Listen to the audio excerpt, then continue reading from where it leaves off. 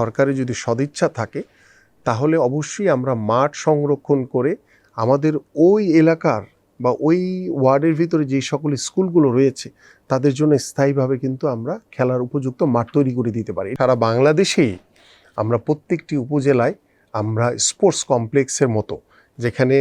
Indoor facilities সহ, gallery থাকবে না, প্রত্যেকটি ফেডারেশনকে যদি আমরা কর্পোরেট হাউসের আন্ডারে তাদেরকে বুঝিয়ে দিতে পারি তাহলে কিন্তু ওই ক্রীড়াবিদ কিন্তু আমার দেশকে, আমার বাংলাদেশকে অনেক উপরে নিয়ে যেতে পারবে আন্তর্জাতিকভাবে। নতুন করি সাংস্কৃতিক অঙ্গনটা বাদ দিয়ে আমরা নতুন করি স্পোর্টসকে নতুনভাবে একটি কর্মসূচি, এবং আমরা এটার একটা প্রপোজাল বা আগামীতে কিভাবে আমরা ক্রীড়াঙ্গনটাকে নতুনভাবে সাজাতে চাই, সব কিছু মিলিয়ে আমরা আমার সেক্টর ওয়াইজ আমরা এগুলি নিয়ে কাজ করছি। আমরা প্রত্যেকটি বিভাগীয় শহরে বিকেএসপি নির্মাণের মাধ্যমে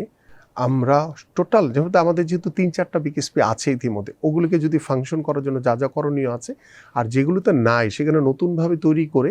আমরা নিজ নিজ বিভাগের যে প্রতিভাবান খেলোয়াড় রয়েছে তাদেরকে ওই জায়গাতে আমরা ইনভলভ করে দেব। আমি আমার জায়গা থেকে অ্যাজ এ ক্রীড়াবিদ হিসেবে যেটা চাই, যেটা স্বপ্ন দেখি বা যেটা চিন্তা ভাবনা করি, যে ক্রীড়াঙ্গনের মাধ্যমে আমরা আগামী রাজনীতিতে আমরা একটি গুণগত পরিবর্তন আনতে চাই।